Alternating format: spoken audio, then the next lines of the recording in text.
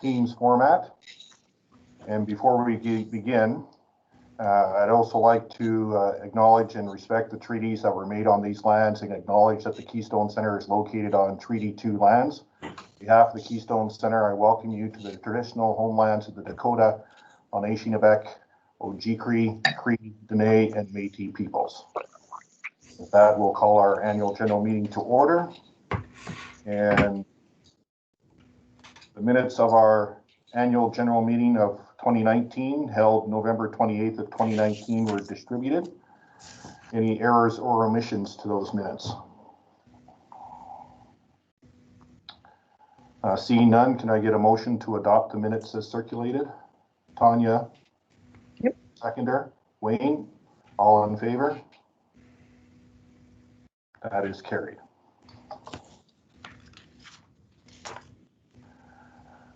On behalf of the Keystone Centre Board of Directors, I just wanted to give some insight on 2020. Two most heard phrases in 2020 were "your mic is on" and "2020 has been a challenging year." And indeed, that latter applies to the Keystone Centre. The pandemic had a dramatic effect on the entire hospitality industry, including the Keystone Centre. And on behalf of the Board of Directors, I want to take this opportunity to show appreciation to Jeff Schumacher and the management team for their ability to navigate through 2020.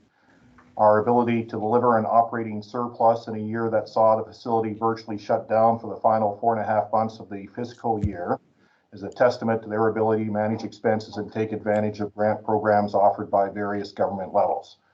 I also want to take a moment to express my gratitude to the Keystone Centre staff for their ability to adjust and react during these frequently changing times. It's been noticed and is indeed very much appreciated, and thank you for your continued commitment to the Keystone Centre. As we begin 2021, we look forward to many things. We look forward to again hearing "Go Wheat Kings Go." We look forward to "Hurry Hard" and Clippity Clop in our facility. We look forward to serving as an essential part of the emergency response for the province of Manitoba with a COVID testing site and beginning Monday, that is, the COVID-19 vaccination super site clinic. We also look forward to being a catalyst for our economic recovery post-pandemic for our business community. And we look forward to increasing the communication between our members and the Board of Directors to collectively move forward out of the pandemic with a shared vision of the Keystone Centre. We look forward to working together to fulfill the Keystone Centre's purpose as outlined in the unanimous members agreement, to provide a sustainable, entrepreneurial, multi-use facility that meets the recreation, entertainment, commercial, agricultural, and general community needs of southwestern Manitoba and stimulates economic activity in the province of Manitoba. The current work toward developing a long-term sustainability action plan will guide our collective efforts. It may introduce some new ideas to expand or streamline operations, including 10-year financial projections of funding and operating requirements. We'll also provide a detailed, validated asset management plan, including prioritized capital investment. We look forward to reviewing this plan with our members and mapping a path forward that will ensure a strong future for the Keystone Centre. In closing, I'd like to thank the Board of Directors for their dedication and insight in guiding the Keystone Centre through the current challenges and into the future. I'd also like to thank Matt Boley for his service on the Keystone Centre Board of Directors, including his 20 months as chairperson, and congratulate Board Member Kathy Cleaver for her recent recognition as the 2020 recipient of the Canadian Association of Fairs and Exhibitions Roll of Honor. Thank you. Thank you. I'd now like to turn things over to our CEO and General Manager, Jeff Schumacher. Jeff? Thanks, Bruce. Good evening, everyone. I'm not going to repeat my name because everyone knows me at this point. You've been stuck with me for over 3 years. But I do want to thank everyone for attending the 2019-2020 annual meeting. In December of this year, 2021, we will celebrate Keystone Centre's 50-year anniversary of the corporation, dating back to the letters patent of incorporation on December 23rd, 1971. 50 years. Keystone Centre has since been an economic pillar of the West Bank community, a hub of local sports, cultural and agricultural activities for almost 50 years, and generates over 80 million in economic activity annually. Despite the COVID-19 pandemic and outbreak that took hold in this region beginning March of 2020, we will persevere and continue to serve our community and provide quality sporting events, concerts, fairs and exhibitions, conventions and conferences, ag and other trade shows, and the highest level equestrian competitions, both regionally and nationally. Some recent announcements. I am pleased to report that I am now a permanent resident and part of Team Canada, and look forward to many years of service to the Westman community and residents of the city of Brandon. I'm only 90% as annoying as the average American now. The bigger announcement is that the Keystone Centre will partner, as you heard, in the COVID-19 recovery process. So we support the province of Manitoba and serve as host of one of the province's vaccine super sites beginning January 18th, 2021. We currently also serve as a COVID testing site, and these services will continue to be available indefinitely. Next, a brief discussion on Keystone's financial performance. Everybody wants to hear about that. The 2019-20 fiscal year was another challenging year and year for change, starting with the impact of the equine health issues that reduced the size of the Arabian Horse Show and other fall ag events, and ending with a global pandemic that virtually shuttered the facility. Till March of 2020, business was generally strong, and Keystone was recognizing continued growth and increased event activity. By the end of March of 2020, almost all activity had ceased. The debt relief grant of $2.9 million provided by the province in March of 2019 addressed some of the historical capital underfunding and empowered the facility to enter the 2019 fiscal year on stable financial footing. The implementation of immediate cost-cutting measures, creative revenue generation, reductions in staff, hours pay, and reductions on employer matching of benefits, layoffs, and unfilled vacant positions, deferred repairs and maintenance, as well as government support programs, have allowed the Keystone to weather the pandemic through the first several months. That foundation helped mitigate the over $1.5 million in lost revenue, canceled events, in March through July. Thanks in large part to Canada Emergency Wage Subsidy Program and other cost-cutting measures to total payroll, Keystone Centre was able to actually reduce total payroll by 90% during the final quarter. Savings from the wage subsidy alone yielded just over $500,000. The shift of $250,000 in Ag Center debt funding to operating was also a contributing factor to the net operating bottom line. In summary, we ended with a $22,000 operating surplus, which I personally think is an amazing achievement, which occurred during a 1 in 100 year pandemic and economic crisis. Looking forward, the 2020-21 fiscal year will be an even greater challenge, as the necessary restrictions on large group events is expected to continue for most of the fiscal year.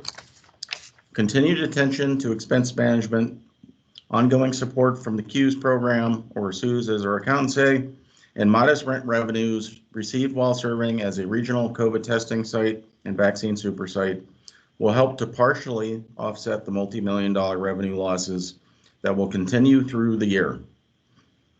The 10-year funding agreement with the City of Brandon and the province expired in 2019.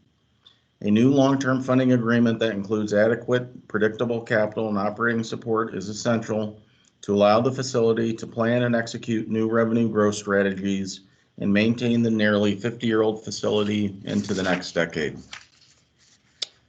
Here is what's new at the Keystone Centre. In the previous couple of years, a significant amount of time, effort, and resources were committed to improving overall level of service, providing cleaner facilities, and consistently accomplishing more precise event execution. Advancement and investment in our food service operation, implementation of more efficient procedures, and extensive networking with new and existing clients was especially important. In certain situations, this involved rebuilding burned bridges, especially in the touring industry. Due to these past efforts and with a strong foundation in place, we were able to capitalize on the momentum, which led to what was arguably shaping up to be one of the more successful years prior to the unfortunate start of the pandemic.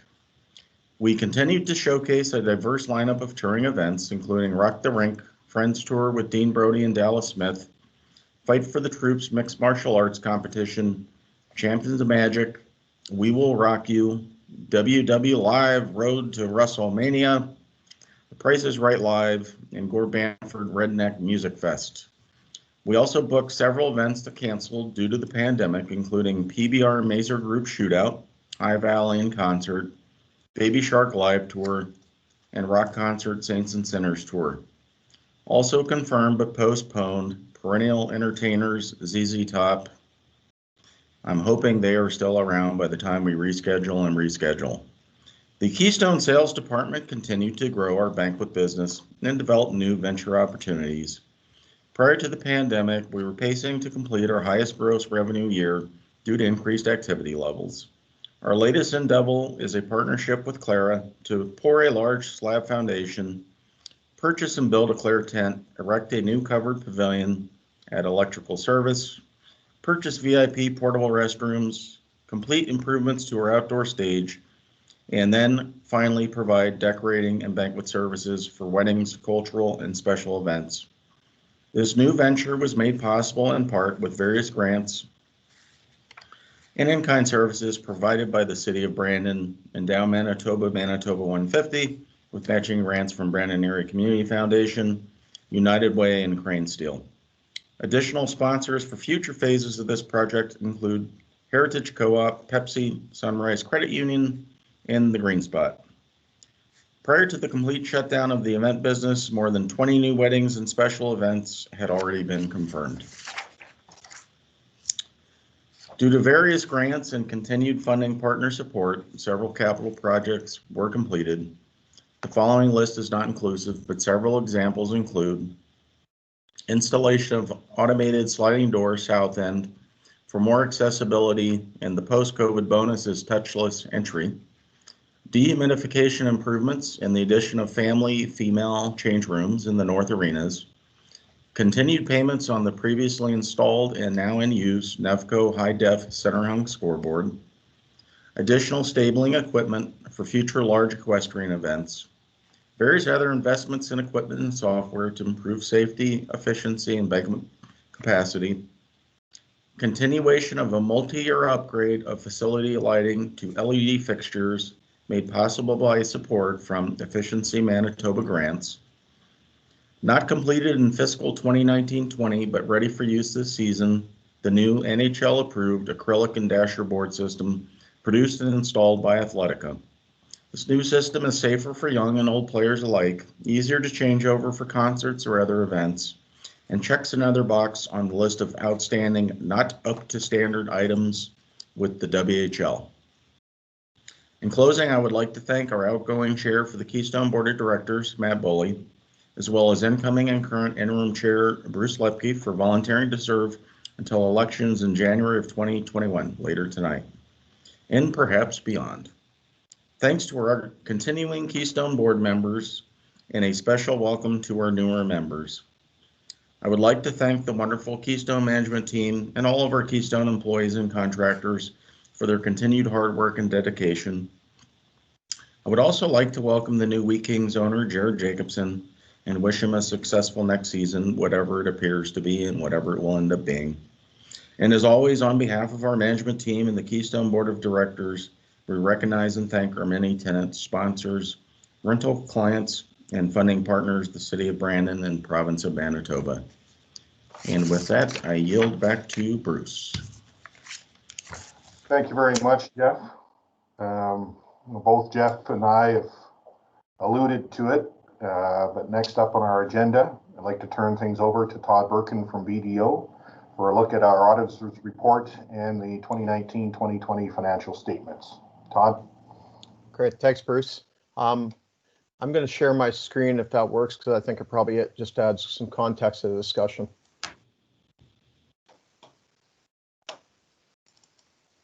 First of all, I would like to say on behalf of being a Brandon resident, thank you to everybody involved with the Keystone Centre. This is obviously a really trying time for a lot of people, and Keystone Centre, I've said for a long time, I've been involved for a number of years as a user before becoming involved with business. It's one of probably half a dozen pillars to our community, and it's going to be one of the things that it's really important for us to get back to life as we know it and sustaining it through this time. And Jeff, Chris, and the board of directors, I know it's a thankless job, but it's not thankless for everybody. Thank you on behalf of concerned citizen for the job you're doing.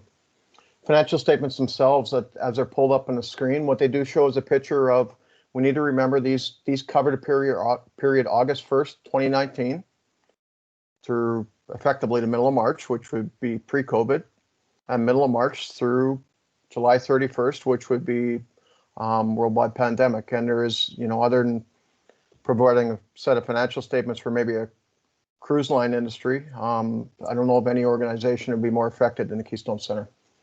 So when we're looking at it, we are dealing with about, just probably about 60% of a year from an operations perspective, from a revenue perspective, but 100% a year from an expense. When we look at the food and beverage revenue overall, we see a drop from the prior year down to about $1.2 million. And as Jeff talked about in his report, realistically, this has nothing to do with being ineffective. This has to do with having your legs chopped out from underneath you. And what we see is just over half a year's revenue and gross revenue. When we go down to the total rental revenue, because not all elements get impacted the exact same way, the food and beverage is really activity focused. So as you take activity, that rent goes away. There's a number of items under the rent and other revenue that don't necessarily show the exact same decrease based upon a 4-month closure. But we do have a fairly significant scale back from operating revenue. And what we do see is between the reduced gross margin up here, we have about a $550,000 decrease in resources available to fund the Keystone Centre operations. The rental revenue has another $700,000 decrease in revenues available to fund the operations, somewhat subsidized by the $569,000 of wage subsidy to the end of July. This isn't the total wage subsidy. This is to the end of July received. But that effectively still leaves us with a shortfall in net revenue available to cover the expenses of the Keystone Centre.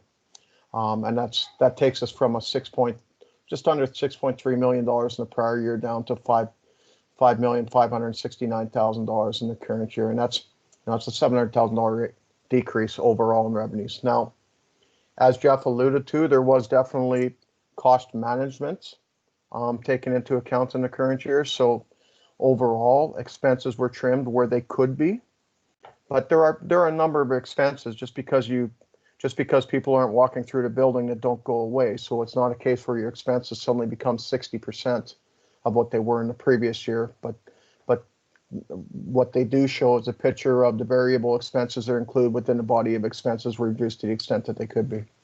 Expenses for the current year ultimately came in at $6,308,000, and that's from the expenses from an operating perspective. And that's down about $540,000 from that of the prior year.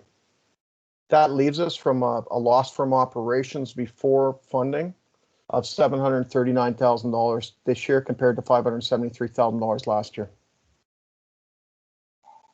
With the funding coming from equally split between the city and the province being $125,000 higher each from each funding source in the current year, we actually end up with about $250,000 more funding.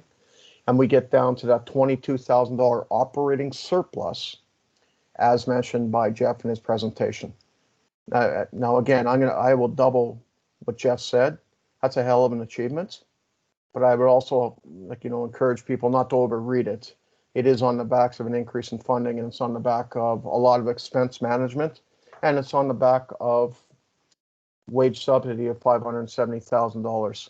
It would be virtually impossible to get anywhere close to that without the support of partners and the support of a wage subsidy. It's just not, it's pretty hard to cover expenses without revenue, and that's ultimately would be the case. But, for the first part of the pandemic, and realistically, this is only the first part because 2021 is going to carry a full year of the pandemic. The first part, the storm was weathered relatively well and shows what I would consider a statement of operations that's worthy of applause. So that's the story your financial statements say, and that kind of ties back into to Jeff's presentation.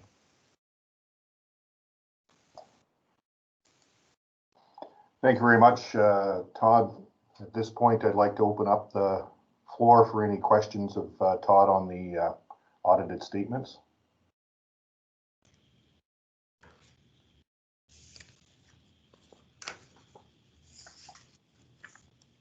Seeing none, I would like to call for a motion to approve the auditor's report and the 2019-2020 financials as presented. Moved by Greg Milostravich, second by Jeff Crystal. All in favor? Thank you. Moving on, I would ask anyone on our virtual meeting, board of directors or guests, for any questions that they might have. Jeff Schumacher and myself would be happy to answer to the best of our ability.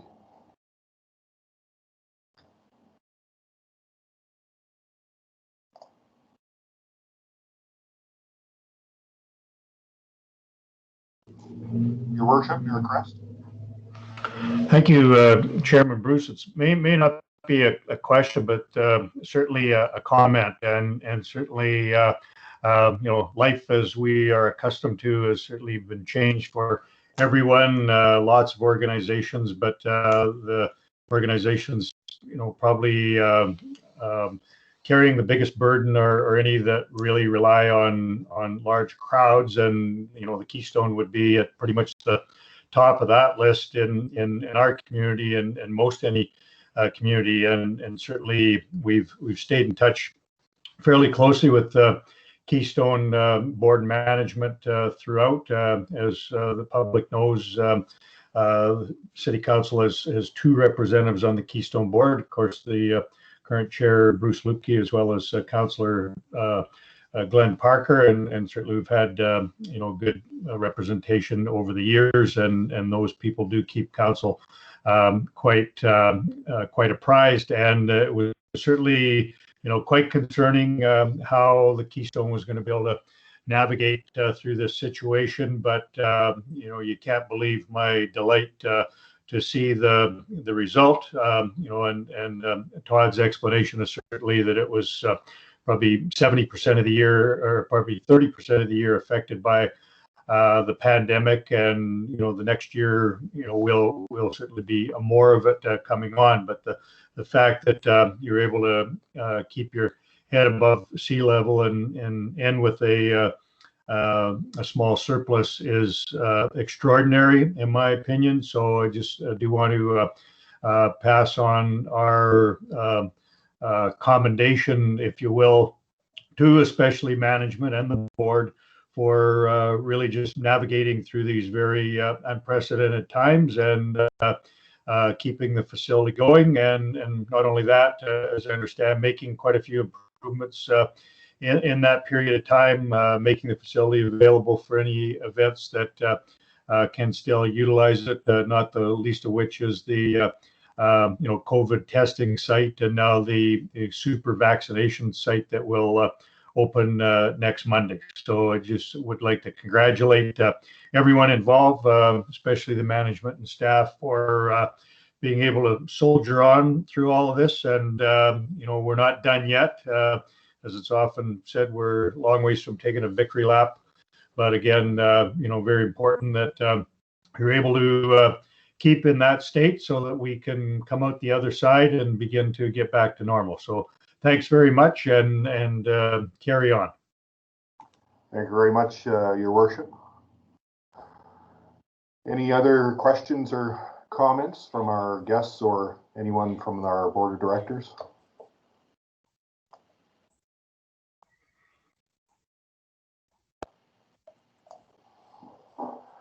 Seeing none, short and sweet, and I guess in this aspect, good news from a AGM standpoint has been pointed out. I do want to just make a brief notation to our board of directors that we will have our inaugural board meeting for 2021 coming up probably in 10 to 15 minutes time, once we kind of hang up from this virtual meeting. Just maybe take a quick look at your email for the updating meeting invite link for that. And with that, I'd like to ask for a motion to adjourn. Tanya Lebuick, Wayne Burr, seconder. All in favor? That is carried. Thanks, everyone.